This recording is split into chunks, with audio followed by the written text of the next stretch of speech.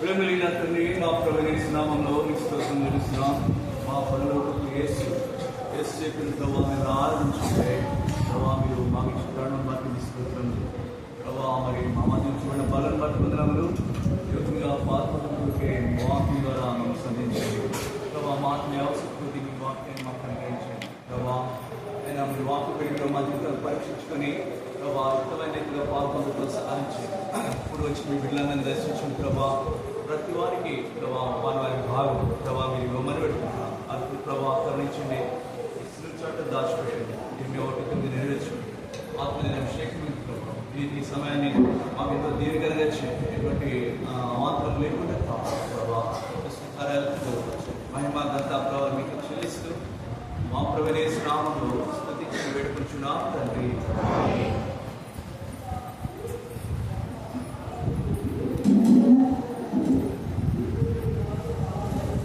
హెబ్రీయుల రాసిన పత్రిక మొదటి అధ్యాయం. హెబ్రీయుల రాసిన పత్రిక మొదటి అధ్యాయము 9వ వచనం. అందరం కలిసి చదువుకుందాం. హెబ్రీయుల రాసిన పత్రిక మొదటి అధ్యాయము 9వ వచనం. అందరం కలిసి చదువుకుందాం. నీవు నీతిని ప్రేమించితివి, దుర్నీతిని ద్వేషించితివి. చేత దేవుడు నీ దేవుడు నీ తోడి వారి కంటే నీ హెచ్చించినట్లుగా ఆనంద ప్రేమతో అభిషేకించెను. మీ వాక్యం ద్వారా అంత మాట్లాడి ప్రేమిగా పగలో పాల్పొందాలన మనం సిద్ధపరచం గాక. నన్ను జ్ఞాపకం చేసుకుంటే దీనిని చేయడని వాక్యం చెప్పబడింది. పగలో పాల్పొందేటప్పుడు యేసు ప్రభుని జ్ఞాపకం చేసుకుంటాం. యేసు ప్రభు శిలువలో మన కొరకే చేసిన బలియాగానికి చిహ్నంగా ఆ బల మీద ఉంచబడిన ఆ రొట్టె ద్రాక్షరసం ఉన్నాయి. 2024 సంవత్సరాల క్రితము యేసు ప్రభు శరీరధారిగా భూమికి వచ్చినాడు. కల్వసులో తన ప్రాణం ఇచ్చి సమాజపడి తిరిగి లేచి పరలోకానికి ఆరంభమైనాడు. మళ్ళా ప్రభు యేసుక్రీస్తు ఈ భూమిని రాబోతున్నాడు. ఆయన వచ్చు పర్యంతం ఈ యొక్క క్రమాన్ని సంఘంగా దేవుని బిడ్డలు కలిగిన వారు ఉంటారు. ఆయనని జ్ఞాపకం చేసుకుంటాం. ఇక్కడ ఒక విషయం చదివినాం. యేసు ప్రభుకు ఏది ఇష్టమో ఏది ద్వేషమో రాయబడింది. ఏది ఇష్టమంట? నీతి అంటే ఆయనకి ప్రేమ, అదే సమయంలో దుర్నీతి అంటే ఆయనకు ద్వేషం. కనుక మన ప్రభుకు ఇష్టమైంది మనం ఇష్టం కలిగిన వారు, ఆయనకి ద్వేషమైంది మనకు ద్వేషమే. కనుక ఒకప్పుడు దుర్నీతి అంటే మనకి ఇష్టం. ప్రభు నేర్చుకున్నప్పుడు దుర్నీతి అంటే మనకు ప్రియమైంది, దాన్ని ఆనందించేవారు. ప్రభు తన కృపను బట్టి రక్షించి తప్పించాడు. కాబట్టి ఈనాడు మనము ప్రభు యొక్క నీతిని ప్రేమించేవారు. ఎందుకంటే మనకు ప్రభు నీతిని ప్రేమించేవాడు. నీతిమంతులను కూడా ఆయన ప్రేమిస్తాడు. చదవండి సామెతలు 15వ అధ్యాయం. సామెతలు 15వ అధ్యాయము 9వ వచనం.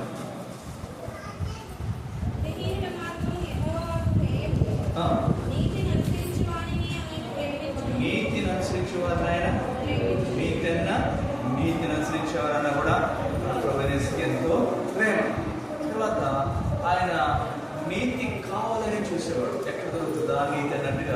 నీతి కొరకే ఆయన ఎదురు తెచ్చేవాడు ఉంటాడు. యెషయా గ్రంథము 5వ అధ్యాయం, యెషయా గ్రంథము 5వ అధ్యాయం 7వ వచనం చదవండి. ఇశ్రాయేలు వంశము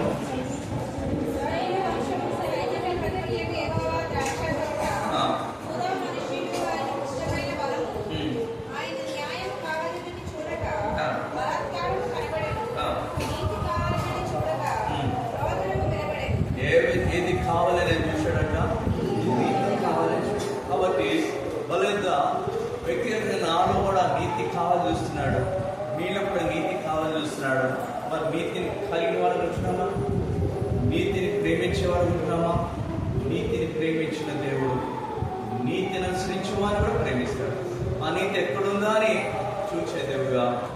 చూడండి, బైబిల్ గ్రంథంలో మన ప్రభువైన యేసుక్రీస్తు నీతిమంతుడుగా తను తాను బయటపరుచుకున్నాడు.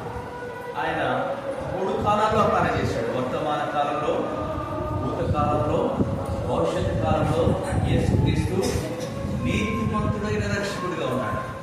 గత కాలంలో, భూతకాలంలో నీతిమంతుడుగా యేసు ప్రభు ఏం చేశాడు? చదవండి. యెషయా గ్రంథము 53వ అధ్యాయం, యెషయా గ్రంథము 53వ అధ్యాయం 11వ వచనం.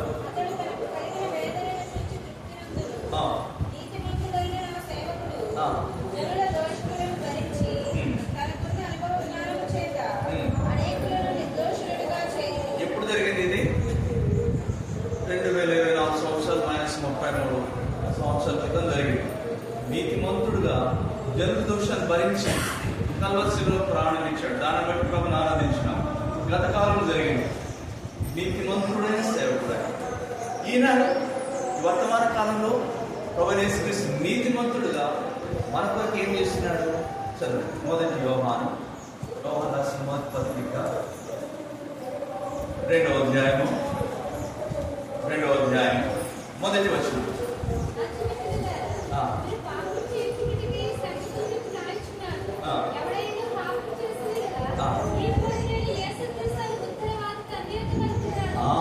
ఎక్కడున్నాడు ఆయన? ఒకనాడు నీతిమంతుడైన సేవకుడిగా పాపము దోషులు భరించిన దేవుడు నేడు నీతిమంతుడైన ఉత్తరవాదిగా మన కొరకే తండ్రి వద్ద. మరి రేపు భవిష్యత్ కాలంలో నీతిమంతుడుగా ఆయన ఏం చేయబోతున్నాడు? చదువు. 2వ తిమోతి 4వ అధ్యాయం, 2వ తిమోతి 4వ అధ్యాయము 8వ వచనం.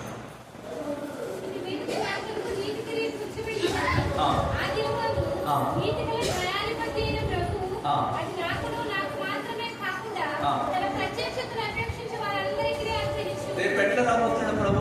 నీతిగా న్యాయాధిపతిగా రావు. కాబట్టి గత కాలంలో నీతిమంతుడైన సేవకుడుగా ఏం చేశాడు? దోషులను. నేడు నీతిమంతుడైన ఉత్తరవాదిగా మనకు. మరి రేపు ఎట్లా రాబోతున్నాడు? నీతిగా న్యాయాధిపతిగా. ఆయన నీతిమంతుడు, అన్ని కాలాల్లో నీతిమంతుడు. నీతి అంటే ఆయనకి ప్రేమ. ఎక్కడ దొరుకుతుందా, ఎవరిలో నీతి ఉందా దాని కొరకే ఎదుర్చించాడు. బలంగా మనం చేతి చేసేటప్పుడు మన దానికి నీతి దొరుకుతుందా, లేకపోతే ద్వేషించే దుర్నీతి మనలో ఉందా మనం పరీక్షించుకోవాలి. సాధారణంగా బైబిల్లో చూస్తే లోకం ఏ వ్యక్తి కూడా నీతిమంతుడు కాదు. నీతిమంతుడు లేడు.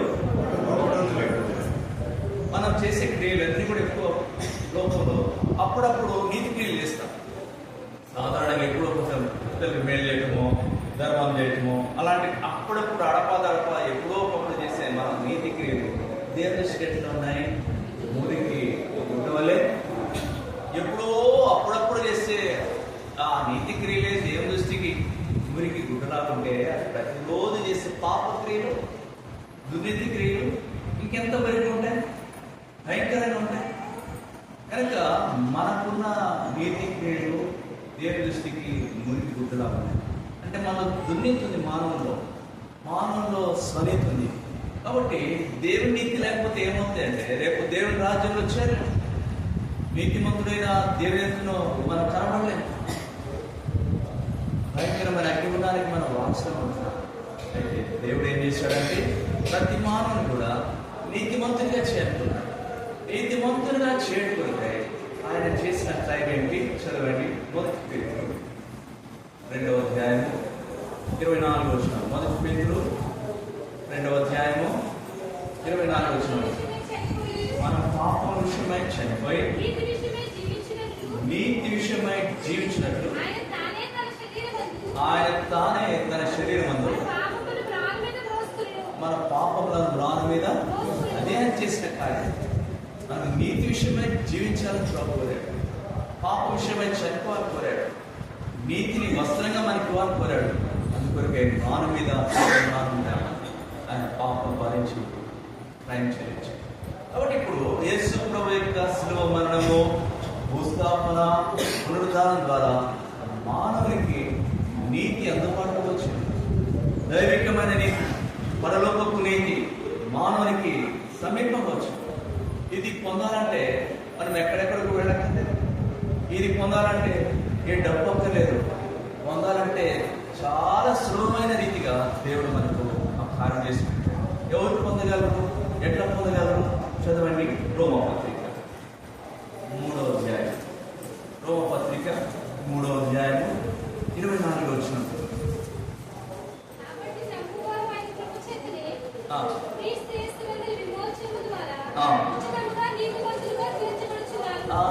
ఏం చేయాలా? నమ్ముగా, ప్రభు నమ్ముగా. నిజమే ప్రభు, నేను పాపిని, నాకు నీతి లేదు, దుర్నీతి లేదు, అయితే పాపినే నా కొరకు చనిపోయినా పాపానికి ప్రాయశ్చిత్తం చేశారు అని నమ్మితే, సామాన్యమైన విశ్వాసం యేసు ప్రభులో మనం వస్తే, యేసు ప్రభు నీ ద్వారానే నాకు నీతి ఉంది, నీ ద్వారానే నాకు పరలోకం ఉంది, ప్రభు నీ ద్వారానే రక్షణ ఉంది అని ప్రభుని నమ్మితే ఏం చేస్తాడంటే ఆయన ఖర్చు లేకుండానే ఉచితంగానే నీతిమంతులుగా మనకైతే ఉచితంగా ఆయన ఇస్తున్నాడు. కానీ దానికోసం ఆయన పెట్టిన ఖర్చు చాలా గొప్పది. ఎంత ఖర్చు పెట్టాడు? రక్తం అంత ఖర్చు పెట్టి ప్రయత్నించి సంపాదించిన నీతిని ఉచితంగా. కాబట్టి ఈ మధ్యాహ్నం సహోదరుడు, సహోదరి, ఇలాంటి అనుభవంలోకి వచ్చినావా? యేసు ప్రభు ఉచితంగా ఇచ్చే నీతిని నువ్వు పొందినావా? నీతిమంతునిగా చేయబడినావా? నీతిమంతురాలుగా చేయబడినావా? లేకపోతే ఈరోజైనా ప్రభు నీకు ప్రభా ఉచితంగా దొరికే సంబంధమైన నీతి నాకు కావాలి, దయచేసి నాకు తెలుసు ప్రభు, నేను నమ్మొచ్చిన అని యేసు ప్రభు విశ్వాసం వస్తే ఎవరైనా సరే ఈనాడు ప్రభు నేను క్షమిస్తాడు, నీతిమంతునిగా తీరుస్తాడు, నీతి వస్త్రంతో నేను కప్పుతాడు. అప్పుడు నేను బిడ్డగా చేయబడు, నేను కొన్ని సాక్షి లోపల నీ బాధ్యత ప్రభావం తీసుకుంటాడు. ఈ లోపల విడిచిపెట్టిన తర్వాత నీతి రాజ్యంలో ఆయన చేర్చుకుంటాడు. కాబట్టి నమ్మితే ఉచితంగా నీతిమంతునిగా. ఎవరైతే నీతిమంతులుగా చేయబడ్డారో వారి నుండి ప్రభుత్వం ఏంటి? ఇక నుండి నీతిమంతులుగానే ఉండాలని ప్రభుత్వం. చదవండి. ప్రార్థన గ్రంథము 22వ అధ్యాయం. ప్రార్థన గ్రంథము 22వ అధ్యాయం 11వ వచనం చదవండి.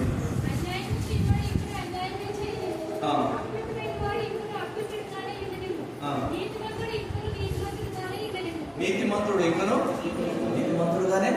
నీతిమంతునిగానే ఈ లోకంలో జీవించాలి. అయితే లోకంలో దుర్నీతి వెలువడి చేస్తుంది, పాప భూయిష్టమైన లోకంలో అయినా కూడా దేవుని బిడ్డలకి ఇవ్వబడిన హెచ్చరిక ఏంటి? 2వ తిమోతి 2వ అధ్యాయం. తిమోతికి రాసిన 2వ పత్రిక 2వ అధ్యాయం 19వ వచనం చదవండి.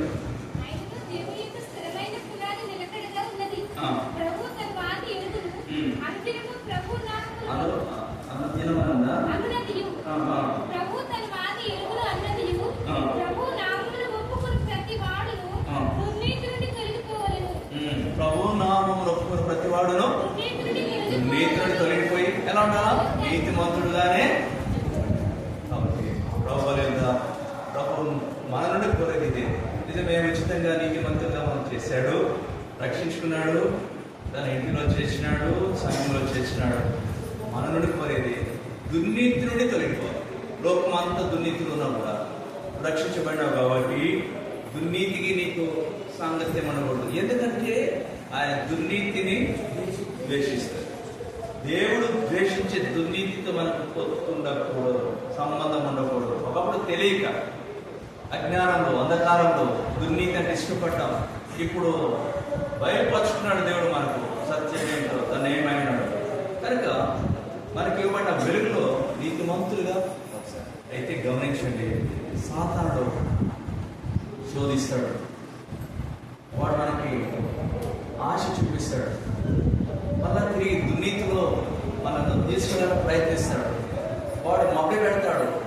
ఏముంది నీతిగా జీవిస్తే అంత నష్టమే కదా, నీతిమంతులుగా కొనసాగితే నీకు వచ్చే మేలేంటి, అట్లా మోసం చేస్తాడు. దుర్నీతికి రా, పాపం రా, నేను ఇస్తాను, బహుమానం ఇస్తాను అని మోసపెడతాడు. ఆ దుర్నీతి వల్ల కలిగే బహుమానము మోసకరమైనది. చూడండి, ఒక వ్యక్తి ప్రభుని ఎరిగినవాడే, ప్రభుని అంగీకరించినవాడే, ప్రభుని సేవించేవాడే, అలాంటి వాడు నీతిమంతులుగా కొనసాగకుండా దుర్నీతి వల్ల వచ్చే బహుమానాన్ని ప్రేమించాడు. దానివల్ల ఏం చేయబడ్డాడండి? చదవండి. 1 పేతురు 2 పేతురు రాసిన 2వ పత్రిక 2వ అధ్యాయం, 2 పేతురు 2వ అధ్యాయము 16వ వచనం.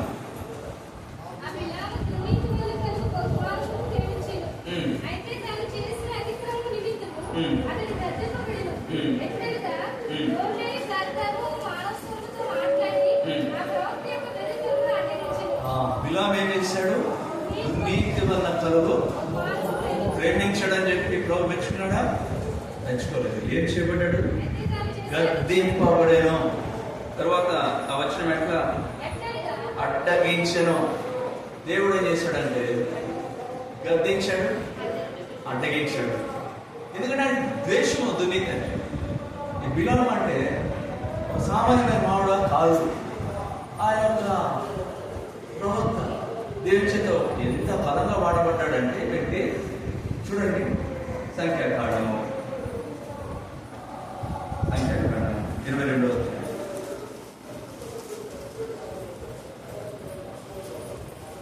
సంఖ్యాకాండము 22వ అధ్యాయం 6వ వచనము 2వ భాగం చివరిలో ఉంది. ఏలనగా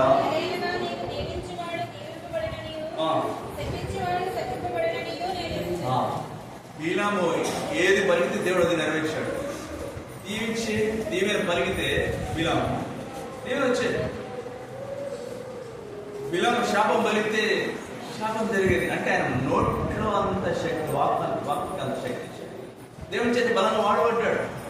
దైవజనుడు, దేవుని దాసుడు ఒకనాడు దుర్నీతి వల్ల కలిగి బహుమానాన్ని గ్రహించాడు. అక్కడ మోయాబు రాజు బాలాకు దుర్నీతి వల్ల వచ్చే బహుమానాన్ని ఇవ్వజుంటాడు. ఇశ్రాయేలు వస్తున్నారు. మోయాబు దేశంలో వెళ్తే భయపడ్డాడు రాజు. ఈ దగ్గరికి వచ్చాడు. వచ్చి ఇశ్రాయేలు శపించు, నువ్వు శపిస్తే అంత శపించబడతావు నాకు తెలుసు, ఎక్కడెక్కడికో తెలిసింది నీ గురించి అంటే ప్రఖ్యాతి నొందిన ప్రవక్త ఈ దగ్గరకు వచ్చి వాళ్ళు శపించమంటే ఆయన ఏం చెప్తాడండి? చూడండి, సంఖ్యాకాండము 22వ అధ్యాయము 8వ వచనం.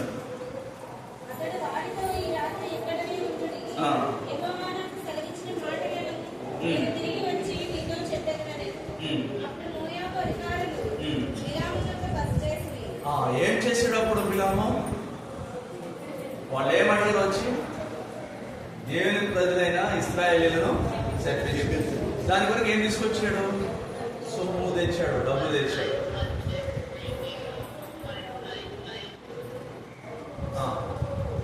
సొమ్ము తెచ్చి, ఎర చూపించి, బహుమానం చూపించి చెప్పించమంటే ఈయనేమంటాడు?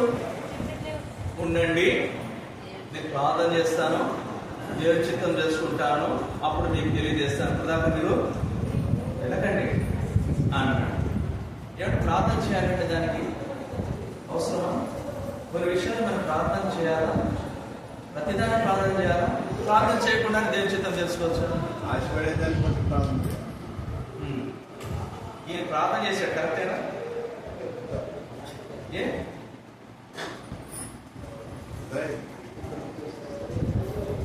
అక్కర్లేదు, తెలుసా? మనం ప్రార్థన చేయని అక్కర్లేదు, చెప్పచ్చు. సగరు రండి, గుడిలో మంచి సింహం వచ్చింది,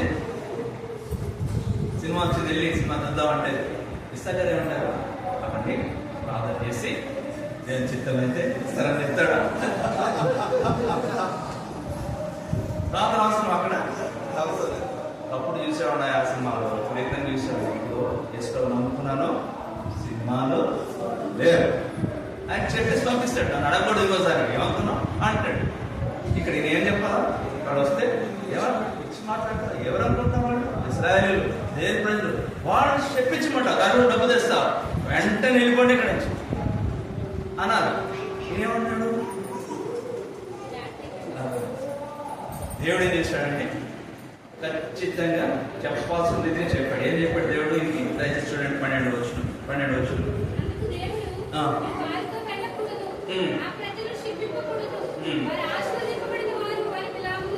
చాలా సున్నితంగా చెప్పాడు దేవుడు. ఏమైనా దీన్ని ప్రార్థన చేస్తావా? ఏమైనా ప్రార్థన చేస్తావా? సరే, వాడు ఆశీర్వదించబడినప్పుడు వాడిని చెప్పించబడదు. ఖచ్చితంగా దేవుడు తన చిత్తాన్ని తెలియజేశాడు. సరే, వచ్చిన తర్వాత చెప్పాడు, ఇక్కడ ఏం చేస్తా ఉన్నాయి, ఒప్పుకోవట్లేదని పెద్ద ఉదాహరణ అంటే సాతానుడు మోసగాడు. ఒక ప్రయత్నం విఫలం అయిపోతే ఇంకో ప్రయత్నం చేస్తాడు. ఈసారి ఇంకొంచెం తీవ్రంగా ఇంకా అధికంగా చేస్తాడు. ఇప్పుడు చూడండి, డబ్బు పెంచాడు, ఘనత పెంచాడు. చూడండి ఏం చేశాడంట, 15 వచ్చిన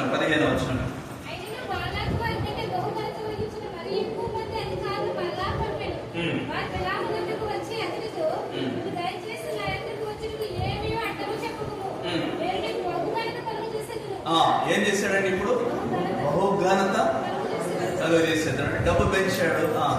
ఇంకా బహుఘనత వహించిన మరి ఎక్కువ మందిని ఘనత పెంచాడు. మళ్ళీ ఒకసారి టీం వచ్చారు. ఈసారి ఎక్కువ మంది వచ్చారు, బాగా గంభీరవాది వచ్చారు. వచ్చేటప్పుడు అంతమంది వచ్చిన సంచుల కంటే ఇంకెక్కువ డబ్బు వచ్చింది.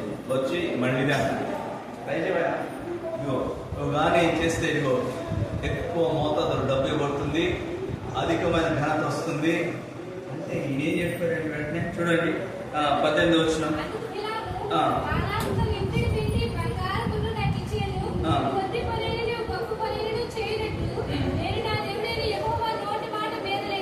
ఎంత ఖచ్చితంగా చెప్పాడండి, ఎంత బాగా చెప్పాడండి. ఏమన్నాడు? మీరు ఎంత ఎంత ఇంటెడు, కేజీ కాదు, చులం కాదు, ఇంటెడు వెండి బంగారం ఇచ్చినా కూడా నేను దేవుని మాట వేరలేదు. అమ్మో, అంతా ఏదో 10 సంచులు తెచ్చాడేమో, 10 కాదు, ఇంటెడు వెండి, ఇంటెడు బంగారం, కేజీలు బంగారం తెచ్చినా కూడా నేను దేవుని మాట వేరలేదు. కాబట్టి ఏం చేయాలి? ఇప్పుడు వెంటనే ఆయన మనతో వచ్చింది కదా, తేడా వచ్చింది కదా. కాబట్టి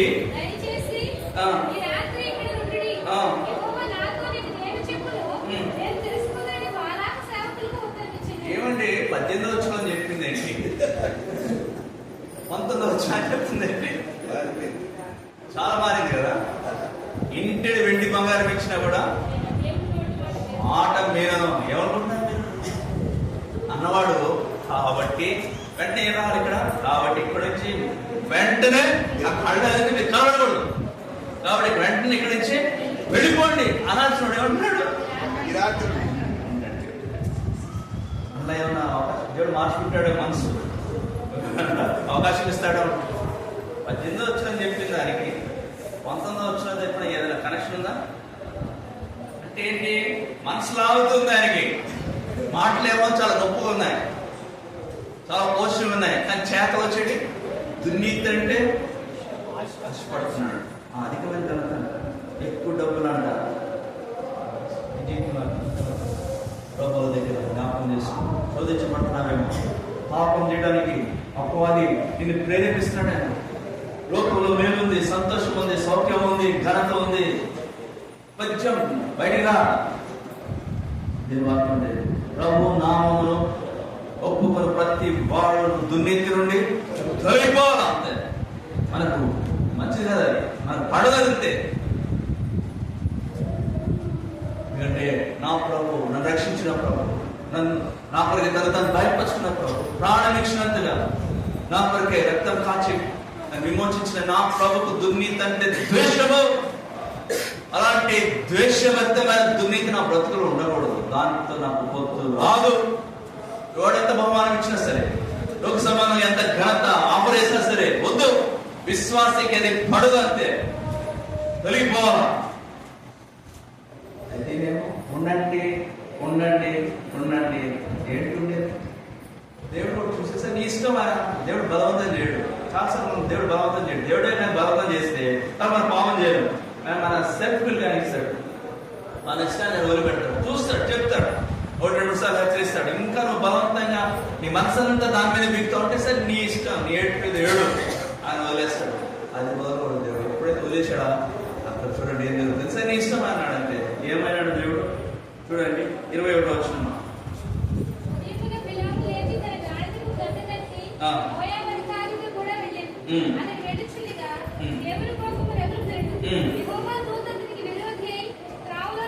దేవుని కోపము మామూలు కాదు.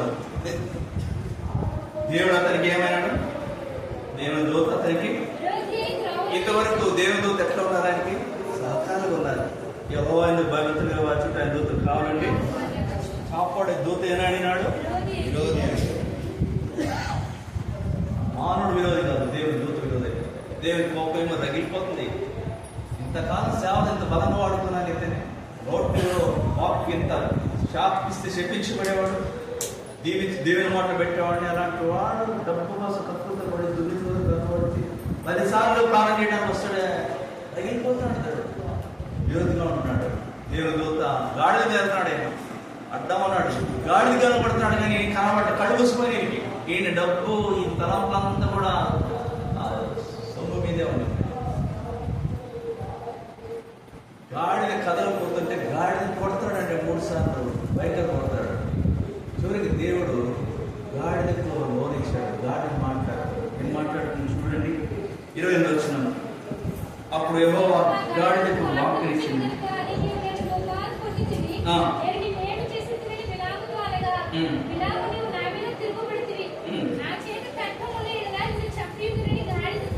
ఇది ఎక్కడికి దూరం అండి. గాడిద మాట్లాడటం ఏంటి? గాడిద మాట్లాడుతుంది. అంతవరకు ఎప్పుడు ఆయన ఎక్కడ మాట్లాడుతుందా? మనుషుల్లాగా మాట్లాడుతుంది. దేవుడు ఆ మాటలు ఆయన వాక్యం ఇచ్చాడు. గాడిద మాట్లాడుతుంటే ఈయన చేస్తాడు. అసలు ఈయన ఏం చేయాలా? ఇప్పుడు మీ ఇంట్లో ఎవరైనా కుక్కలు పెంచుకున్నారు, మీ పక్కన కుక్కున్నారు, మన చచ్చం కానీ హైదరాబాద్ కానీ ఇంటికి వెళ్ళేటప్పుడు పక్కన వచ్చి మదనకి వచ్చావా? ఏం పాట పాడారు? ఏ సంగీత పాట పాడారండి, భజీపురైన పాట పాడారు.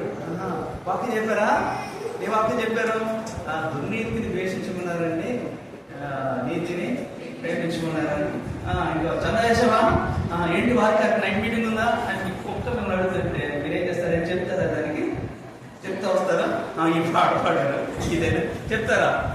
మతి పోతి కుక్కేటో బాబు భోగం అనేది మాట్లాడుతుంది. ఇదేంటి నిజమా కాదా అని చెప్పి ఆశ్చర్యపోవాలి కదా. ఇది ఇక్కడ ఆశ్చర్యపోవాలి. అదే గాడిద మాట్లాడుతుంది. ఆ గాడిద మాట్లాడుతుంటే ఈ గాడిద జవాబు చెప్తున్నాడు. ఇదేంటి?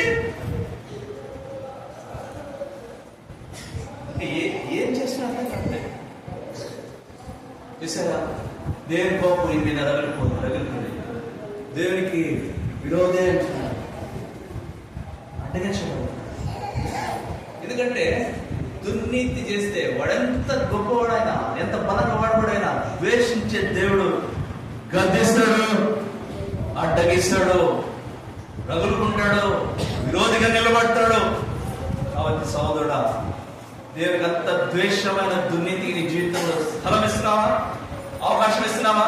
ఆ పాపాన్ని ప్రేమిస్తున్నావా? దాన్ని వెంబడబడుతున్నావా? మనసు పెట్టుకుంటున్నావా?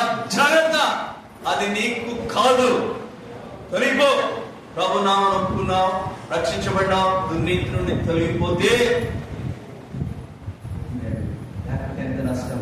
ఆశపడ్డాడని నా దుర్నీతి వల్ల బహుమనిషి ఆశపడ్డాడు.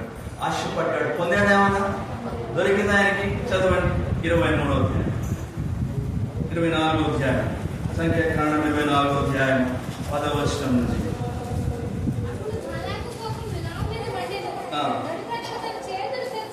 బిలాముతో నా శత్రువును శపించుటకు నిన్ను పిలిపించితిని కానీ వారు వారిని పూర్తిగా దీవించితిరి. కాబట్టి నువ్వు ఇప్పుడు నా ఈ చోటుకు వేగముగా వెళ్ళము.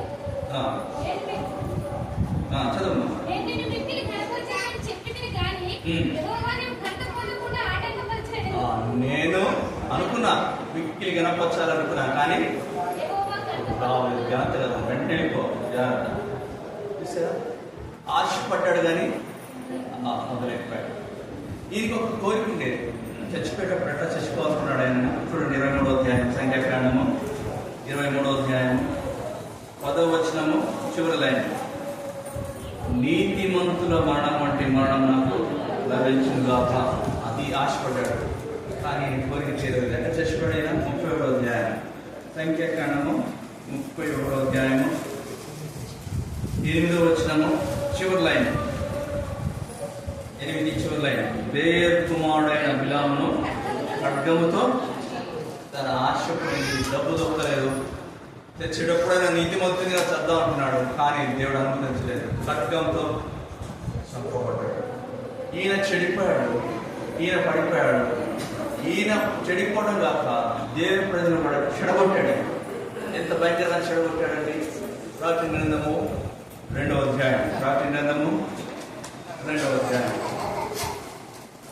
ప్రకటన గ్రంథం 2వ అధ్యాయం 14వ వచనం చదవండి.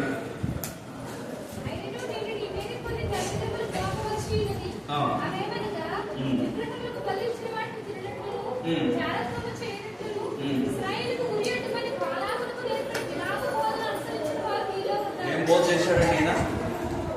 జాగ్రత్త చేయమని బోధ చేశాడు. విగ్రహములు బలర్పించిన వాటిని ఇది మరి చెడగొట్టాడు. నమ్మారు పాపం. ఆ బోధన ఇస్రాయేలు పడిపోయారు. తాను చెడింది కాక దేవుని ప్రజలను చూసారు ఎంత నష్టపోయాడు. నీతి వల్ల ఆశపడ్డాడు, దొరకలేదు బహుమానం. నీతిమంతునిగా చనిపోతున్నాడు, చంపబడ్డాడు. తాను ఇశ్రాయేలు ప్రజల మేలుకు, వారి నీతికి, వారి పరిశుద్ధ కారుడు కాలు కానీ వారు జాగ్రత్తం చేయడానికి, విగ్రహాలు అర్పించిన వాటిని తినడానికి కాలుపోయాడు. ఎంత కష్టపడాడు. కాబట్టి అందుకని దేవునికి కోపం. దుర్నీతి అంటే చెడగొట్టింది, పాడు చేస్తుంది, దేవుని దోషం చేస్తుంది. అందుని బట్టి ఆయన దుర్నీతి నుండి మనం తొలగిపోవాలి. ప్రభువులు వచ్చినప్పుడు ఒకవేళ సహోదరుడు సహోదరి, గత కాలంలో నీవు మోసపోతూ వస్తున్నావు, నిన్ను శోధిస్తున్నాడేమో సాతాను. ఈ దుర్నీతిలో మేలు ఉంది, బహుమానం ఉంది, దీవెన ఉంది, సంతోషం ఉంది. సహోదరుడు ఆనాడు ఆయన డిసప్పాయింట్ అయిపోయాడు. బిలాము దొరుకుతుందంటే ఎక్కడ దొరికింది? దొరకలేదు. నువ్వు కూడా నిరాశ పడతావు, జాగ్రత్త. అప్పు అది మోసం చేస్తాడంటే ఇదిగో ఇదిగో ఉంది అని చూపిస్తాడు. తీరా ఏముండదు. దుఃఖము తప్ప, నష్టము తప్ప, అవమానం తప్ప, చెడిపోవడం తప్ప. ఇలా వాళ్ళ దగ్గర నీతిని పరీక్షించు. ఆయన నీతిని ప్రేమించే దేవుడు, దుర్నీతిని చూడండి. నీతిని మట్టు కూడా బహుమానం ఇస్తాడు. ఈ బహుమానం చాలా గొప్పది. దుర్నీతి వల్ల ఏముందండి బహుమానము? నీతి వల్ల ఎంత శ్రేష్టమైన బహుమానాలు ఉన్నాయండి. 9 ధన్యతలు ఉన్నాయి కదా మత్తయి సువార్త 5వ అధ్యాయంలో. 9 ధన్యతల్లో నీతికి 2 ఇచ్చాడు కదా. నీతి కొరకు ఇంకోటి నీతి నిమిత్తము ధన్యులు పరలోక రాజ్యము. 9లో నీతికి 2 కేటాయించాడు. అంటే నీతికి అంత ప్రాముఖ్యత ప్రవర్తిస్తారు. నీతి కొరకు ఆకలి దప్పులు గలవారు వారికి ఏమవుతుంది? అది కావాలండి. మానవుడు కావాల్సింది ఏంటి? తృప్తి. ఎంతో కోట్ల రూపాయలు ఉన్న మనుషులు తృప్తి లేకపోతే ఎందుకు ఆ కోట్ల రూపాయలు? ఇంటి వెండి బంగారం ఉండి కూడా తృప్తి లేకపోతే ఈ తృప్తి లేదు. ఎందుకు? కొంచెం ఉన్నా కూడా, కొద్దిపాటి పరిస్థితి ఉన్నా కూడా హృదయంలో తృప్తి ఉంటే ఎంత భాగ్యం అది. అంటే దుర్నీతి వల్ల వచ్చే బహుమానంలో తృప్తి ఉండదు. ఎంత కాలిక ఇంకా నీతిని బట్టి సంతృప్తి సహితమైన దైవభక్తి చాలా అవసరం. కానీ సోదరుడా సోదరి, దేవుని నీతిని కలిగి ఉంటే నీ జీవితంలో ఎల్ల వేళలా సంతృప్తిగా బతుకుతావు. చాలు ప్రభు, చాలనైనా సరిపోయింది, ఇంకేం కాదు, నేను నాకున్నావు, నాకు సహాయకుడిగా ఉన్నావు, యేసు చాలను. ఏ సమయమైనా ఏ స్థితికైనా నా జీవితంలో ఎప్పుడు నీతిని కలిగి ఉంటే వచ్చే బహుమానం అది. తర్వాత నీతిని బట్టి వచ్చే బహుమానము 1 రోజుతో 2 రోజులు పోదు, ఎంతకాలం ఉంటుంది. పిల్ల తరముకు వెళ్ళిపోతే తర్వాత ఒక మాట చెప్పాడు దాని గురించి. చదవండి, సామెతలు 11వ అధ్యాయం. సామెతలు 11వ అధ్యాయం.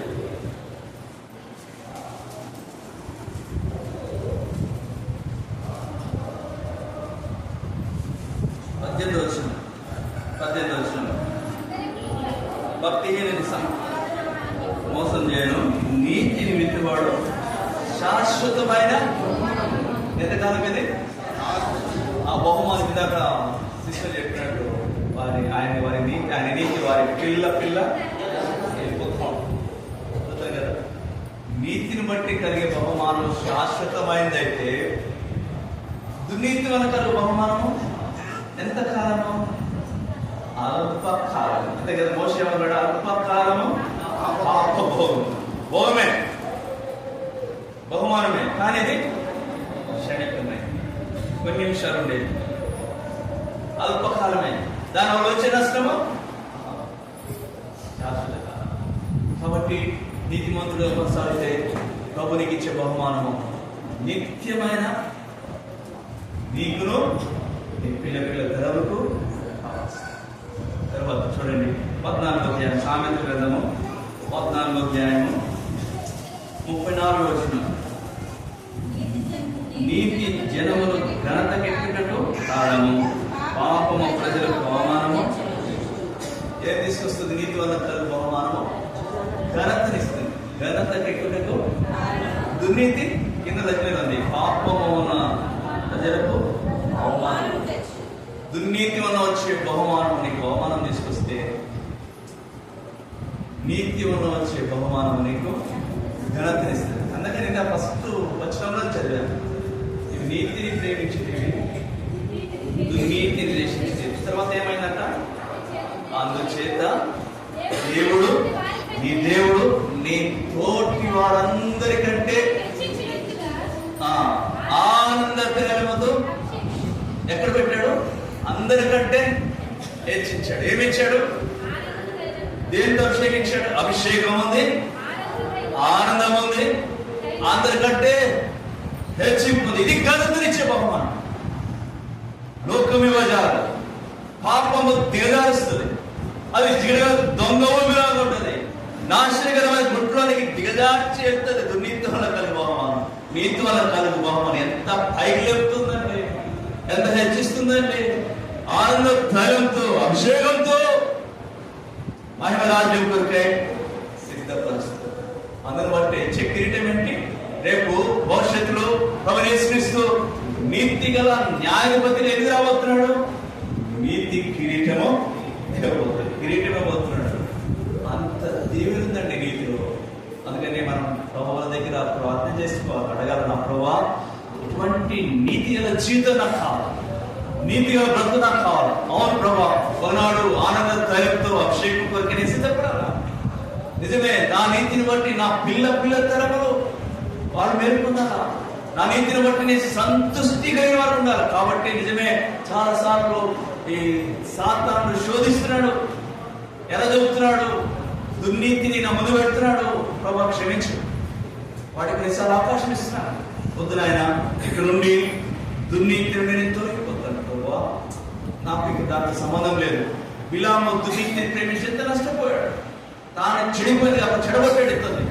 నా అలాంటిది వద్దు ప్రభు, నీవు ప్రేమించే నీతి నాకు కావాలా, నీలాగా నీతిమంతుగా జీవిస్తాను. నాకు శక్తి లేదు ప్రభా, నాకు బలమనే ప్రభు, దాన్ని జయించేదానికి నీ పునరుద్ధరణ శక్తి నాకు ప్రభు అని అడిగి ప్రభుతో అది చేసుకొని యోగ్యంగా ప్రభులలో పాల్గొందాం. రండి, వచ్చిన మాత్రం కలిసి చదువుతున్నాను. మరి రాసిన మొదటి పత్రిక 11వ అధ్యాయము 28వ వచనం అందరం కలిసి చదువుకుందాం. కొరింథీ రాసిన మొదటి పత్రిక 11వ అధ్యాయము 28వ వచనం కలిసి చదువుకుందాం. కాబట్టి ప్రతి మనుషుడు తను తాను పరీక్షించుకున్నవాడు